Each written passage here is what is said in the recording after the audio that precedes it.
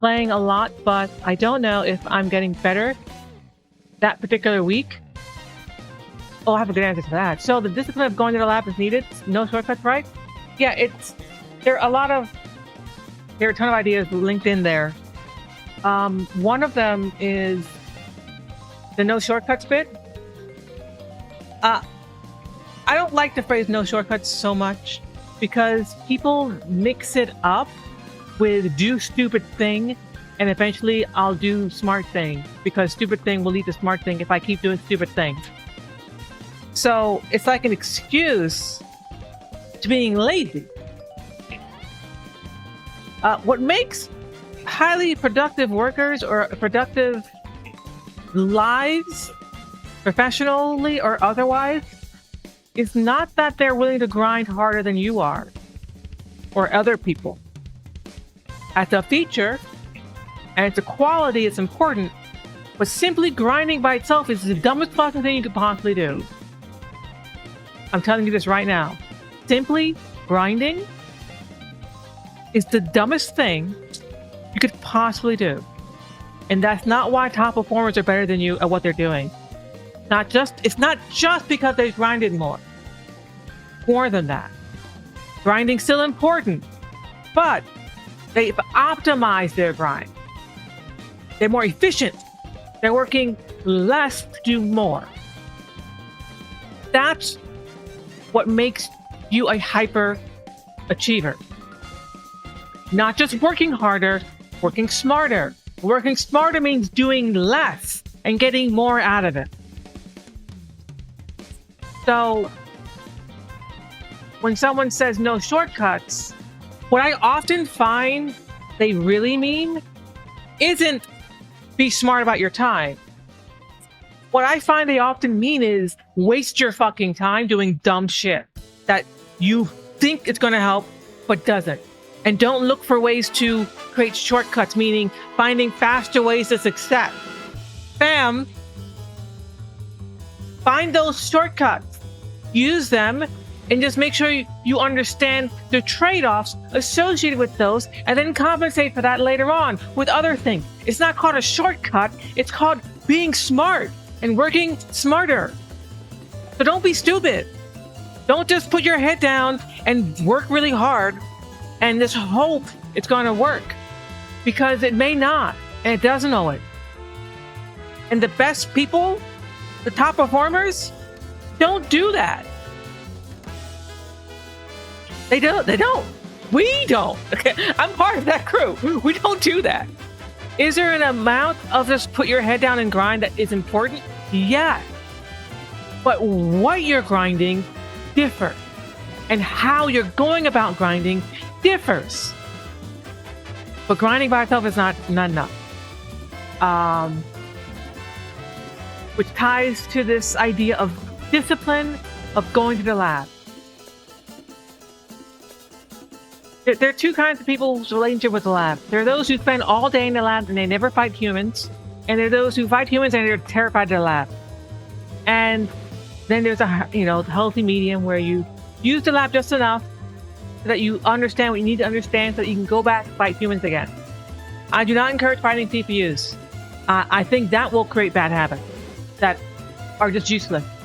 Unless you're like trying to just learn the buttons, which I can understand, that makes sense, but you could probably learn it faster and more effectively fighting players who are just weaker, like you are. And then you'll learn together. Same thing. That's why ranked mode's important and useful, because you can use it to find players who are around your skill rank, your skill tier. That's what it's supposed to do. Does it always do that perfectly? No, of course not. Clearly it doesn't. But does it do that often enough? Yeah, I think it does. So, when you go to the lab, you must go to the lab with purpose, with a goal in mind. That's why it's useful to use set. Fight some people in rank, find a problem you didn't know how to solve, and then you go to the replay, look at the situation that just occurred to you, that you didn't know the answer to, and then in that moment, take control, and then lab. You're labbing at that moment. As soon as you take control of the replay, and you start trying options, you are now labbing. Definitionally, you are now labbing. Do that, solve the problem, just pick one thing. I don't pick a ton of things often, I just pick one thing, and then I move on. and I fight some more. And the reason why I don't pick like a ton of things at once is because what you'll find is when you fix one thing, when you change one aspect of your gameplay, you'll actually end up changing a lot of other parts of your gameplay without realizing it. Because you're probably representing, for example, a punish or a hell sweep, right? Let's say you're probably now punishing that with maximally damage. Let's say before you weren't doing that. You were just blocking it and hitting like, I don't know, a jab. And that was it. Like 1-2, you're hitting 1-2. That's all you were doing. Instead of doing your big punish for that move.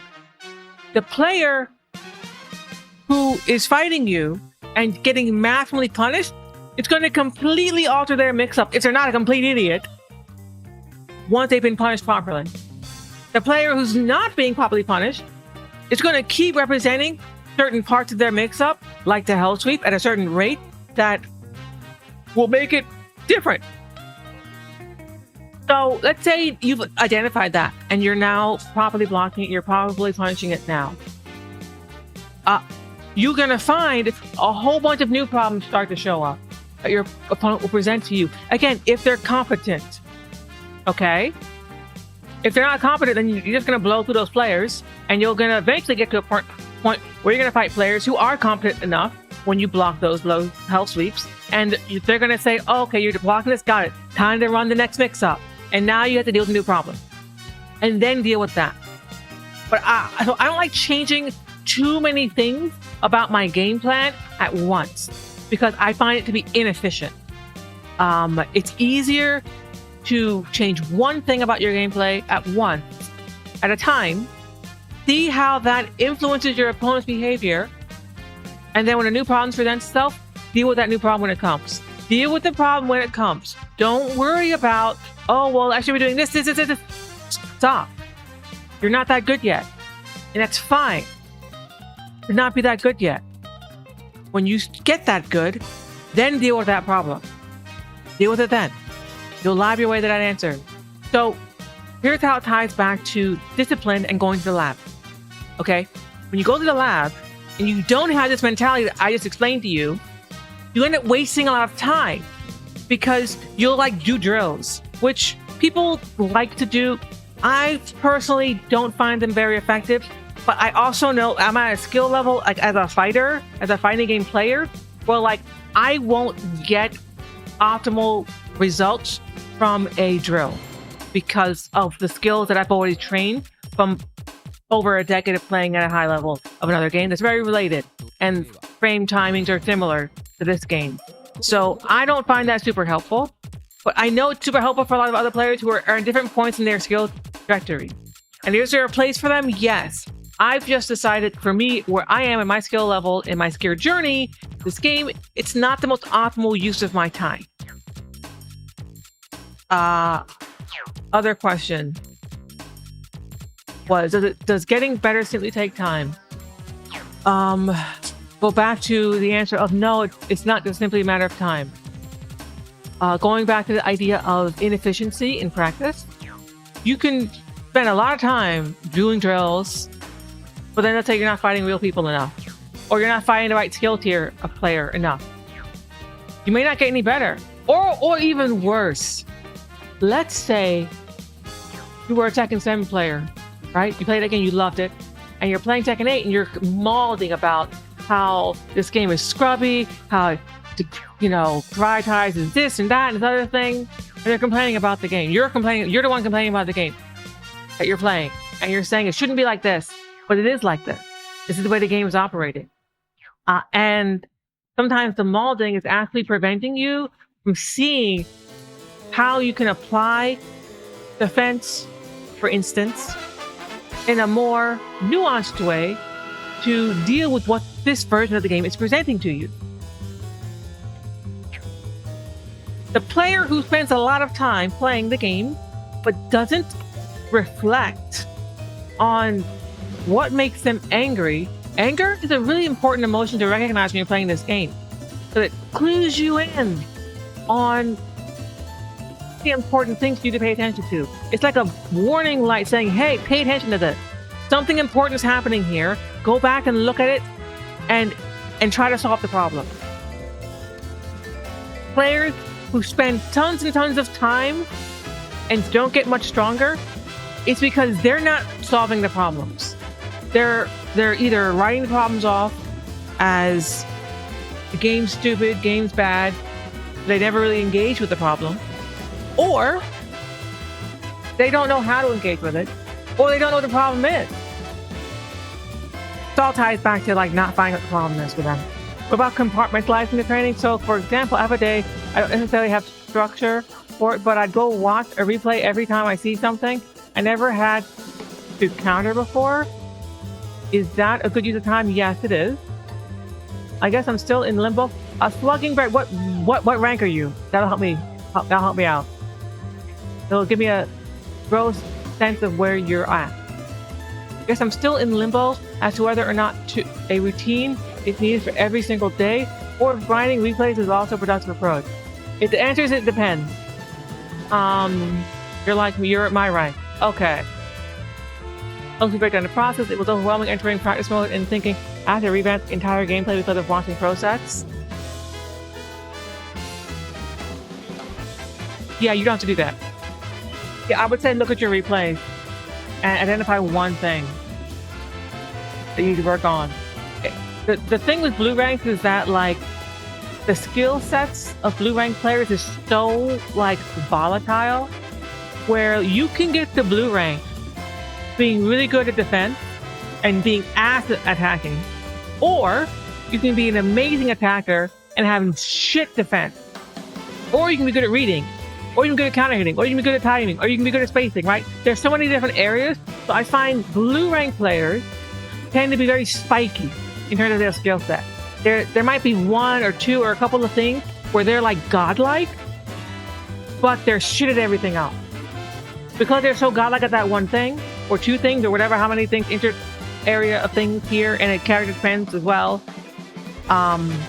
They win often enough to stay in blue, but they don't lose enough because they're good enough to stay there because of their peakiness. So to get out of blue, you need to become a more complete player. You need to identify the areas in which you're not engaging with enough, and you'll find those areas by people who beat you. You might find your defense, your string knowledge isn't good enough, in which case you have to just learn it, and that just takes time. That takes time. You could overwhelm yourself by going over everything at the same time. Has to be a highly inefficient method of doing that. If you have to learn everything, like I do, probably like you do too. Sounds like you're also new to this game at a more serious level, like I am. So then you need to space it out. Be careful with the slug king. I think they're saying something too. It's like in math, when they wanted to teach you the long way, then taught the shortcut, when you just want the short way first, you gotta understand why the shortcut is when considered more efficient. Yeah, exactly. What, that when was it meant to be there? Okay.